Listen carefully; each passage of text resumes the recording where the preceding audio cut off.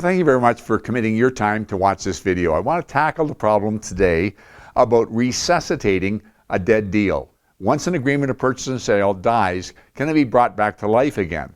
Received a call from an agent the other day, and she had an agreement of purchase and sale that was conditional on financing. The deadline for the financing to be fulfilled came and went without any removal of condition. The next day, the agent who was representing the buyer called and said, my buyer now has their financing and they'd like to proceed. She called her seller and her seller says, I have no problem with that. Let's go with it. And she said, what do I do paperwork-wise? Can I resuscitate that deal? Well, the best approach would be to take a new agreement of purchase and sale that embodies everything in that agreement of purchase and sale and start fresh. That would be the best. But there may be a number of reasons why you might not want to do that.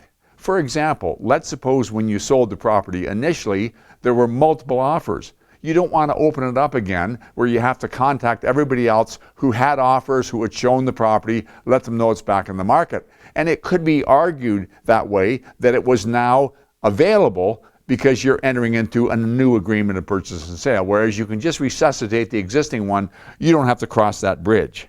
The other problem with opening up to a new agreement of purchase and sale is you're liable to have one or the other party wanting to renegotiate again. Let's suppose the buyer had got a building inspection and there were certain deficiencies and he was willing to let it go, but he wasn't real comfortable with it. Now you sit down and rewrite the agreement of purchase and sale and he says, you know, I've been thinking about that. I'd like to come in $5,000 less because.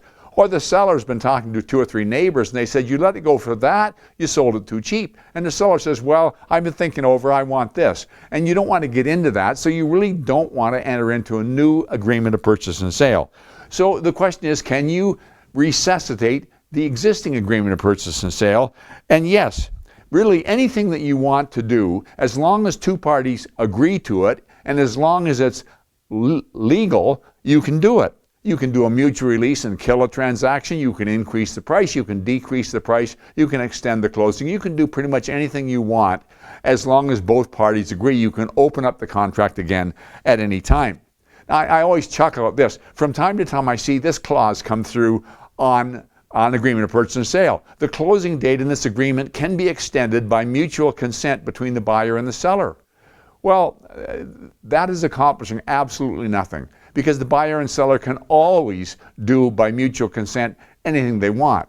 In that vein, what would make more sense is it might say the closing date on this agreement may be extended for a further 60 days at the sole discretion of the seller, providing he gives the buyer written notice of his intent to do so. Said notice must be given at least 30 days prior to the original date set for completion. Now you're giving one party an authority to alter the contract without the acceptance of the other party, and that, of course, has to be embedded in the offer to be able to do. And you might have a situation, for example, where the seller's building a house and he says, well, we've aimed for such and such a date for closing, but it takes a little bit longer to complete the construction of the building I'm going into, so I want that ability to be able to extend if I have to. So it makes sense. But let's get back to this again. Well, there's 2 approaches that you can take other than creating a new offer, and both of them are going to be accomplished by amendment.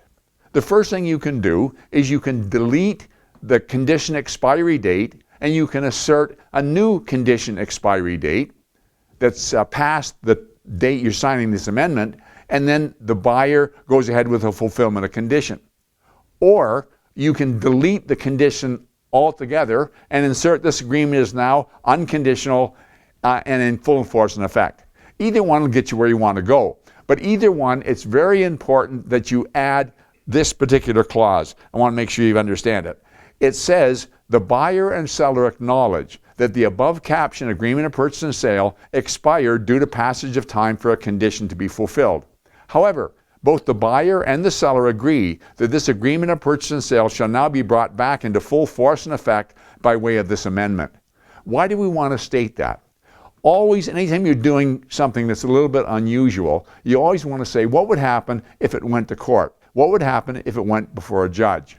Let's suppose the seller said, all of a sudden out of the blue, shortly after this amendment was signed, got an offer from someone for $50,000 more than he'd settled on in this agreement.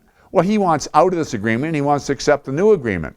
He's going to argue, well, I didn't know this deal was dead. It turns out to be dead. I signed this amendment, but it shouldn't be enforceable because the deal was dead. Go before a judge, and the judge is going to say, I've got an amendment here, and it begins by saying both the buyer and the seller acknowledge that the deal is dead, and both the buyer and seller agree to resuscitate the deal.